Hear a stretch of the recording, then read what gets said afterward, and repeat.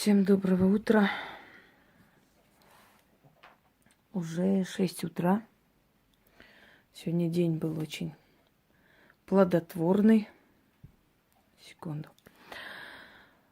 Итак, поскольку я устала очень, алтарь не буду открывать, потому что сегодня я хочу подарить такие ритуалы, для которых особо-то алтарь не нужен, но которые очень будут полезны и нужны практикам. Во-первых, если человек к вам обратился, у него срочная беда, находится этот человек далеко, и вот должно что-то решиться в его пользу, и вам некогда открывать алтари, вам всего лишь достаточно открыть окно, если вы дома, или на улице прочитать, где-нибудь уединиться, естественно, не посреди улицы, в лесу, в парке, в общем, в таком месте, где пространство будет открытое. Прочитать 3 раза этот заговор. Это даже не заговор, заклинание. И к этому человеку вы призовете защитника. После того, как беда минует, пройдет, человек должен откупиться золотом с вами и тем даром, который он посчитает достойным этого откупа. Именно с вами, потому что откуп и благодарность за помощь у духа будет уже от тех сил, от тех сфер, откуда он пришел. То есть, помогая человеку в данный момент, эта сила заслуживает каких-то, грубо говоря, поблажек, какой-то помощи. Вы имеете право такое делать, вы имеете право, если у вас достаточная практика, имеете право просить силы о каких-то привилегиях для тех духов, которые вам приходят на помощь в нужную минуту. По сути, это ваша сила, это один из ваших стражников, которого вы отправляете на помощь человеку. Вот срочно нужна помощь. Он находится в беде. Либо его преследуют, либо ему грозит в данный момент огромный штраф, да, или тюремный срок даже. Это может отвести беду. За эту работу цену не назначайте, поскольку эта работа внезапная, вот в такой момент стремительный, когда очень быстро нужна защита, и вы помогаете по доброй воле, но после человек должен откупиться с вами золотом. Опять же, как он посчитает нужным, он не должен, по крайней мере, принести какую-нибудь безделушку, да, с выпавшим камнем, с оторванной застежкой и прочее, прочее. Он должен ценить ваш труд. И он должен откупиться так, как он считает нужным. Это уже должно быть по его желанию. Если человек за такую работу, за спасение его жизни, его свободы принес вам коробку конфет и бутылку водки, этому человеку больше не помогайте никогда. Не потому, что он такой-сякой, и вот он не оценил и так далее. И не оценил в том числе, но в любом случае это значит, что этот человек заставил вас откупиться самим за это дело, потому что у вас обязательно возьмут энергией. Золото – это энергия, деньги – это энергия. Энергообмен происходит. Когда человек вам делает одну работу, отдает свою силу, вы отдаете деньгами, золотом, дарами. Понимаете, эти подарки или эти деньги вы зарабатываете. Значит, вы тратите свою энергию, свою силу, чтобы заработать денег. Правильно? Вы отдаете энергию. И из затраченной вами энергии приходит определенное количество денег, вот эта сумма. И вы заработанной вашей силой, вашей энергией отдаете человеку за его энергию, за его силу, потраченную на вас. То есть происходит энергообмен.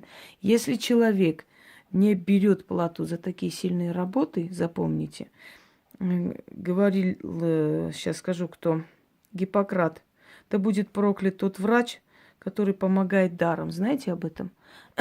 Или по-другому еще говорил, пусть будет изгнан из общества врачей тот врач, кто помогает даром. Он это говорил, потому что считал, что человек, который просто так всем раздает свою силу, свою помощь, он дешевит профессию врача. И мы иногда тоже не ценим эту профессию. Мы все жалуемся, вот врачи такие да сякие.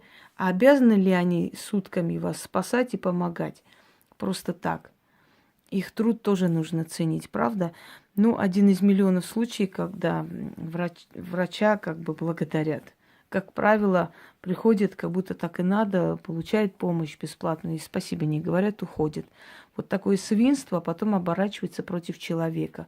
Потому что в любой момент у него может еще возникнуть проблема, и этот врач уже его не примет. Просто он будет говорить, что он занят и так далее, под любым предлогом. В жизни тоже так. Никто никому не обязан. Но в этом ритуале вы не должны назначать цену, потому что это практически экстренный случай. Понимаете, это момент жизни и смерти, когда вы помогаете, надеясь на порядочность человека. То есть в этот момент вы не должны ставить в тупик человека. Как некоторые говорят, вот, пользуются бедой, берут деньги. Видите, бедой не пользуемся. Во время беды помогаем. Но надеемся на благодарность людскую, потому что не всегда приходится, да, надеяться на эту благодарность. А что касаемо всего остального, вы, когда у вас зуб болит, придите к врачу и скажите, что у вас беда, у вас зуб болит, и вам обязаны просто так все делать. И вы посмотрите, что вам скажут. Или приходите в аптеку, скажите, что вам нужен срочно обезболивающий, потому что у вас боли, и дайте нам бесплатно, у меня беда. Никто просто так ничего не делает. Но хотя ведьмы, я вам хочу сказать, что, наверное, 60% своей работы они делают просто так и даром. Очень многому количеству людей, да и то, что я вам дарю, это тоже есть даром. Правда ведь? Как правило, многие продают свои книги, как кота в мешке. Покупаешь, видишь, отличная книга. Или покупаешь, видишь, что взятая со всех сайтов какая-то хрень. Ты не знаешь, что ты покупаешь.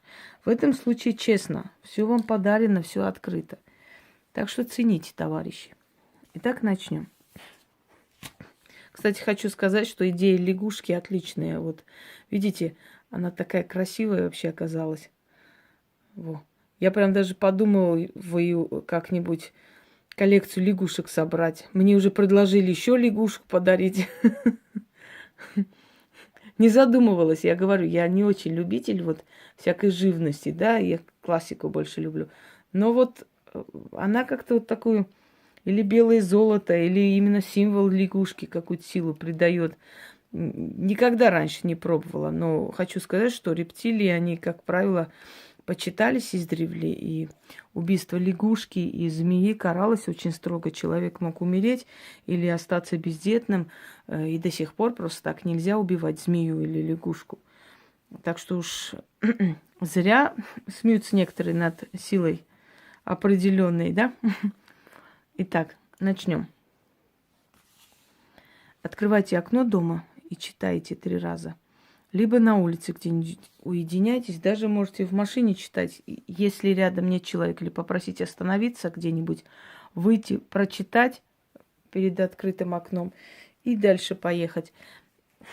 Потому что силы и духи нас слышат везде. Просто должно пространство быть открытое. Итак, юг, запад, восток и север, восход и заход. Нам не дано менять времени ход, но есть право просить о защите у великой черной свиты.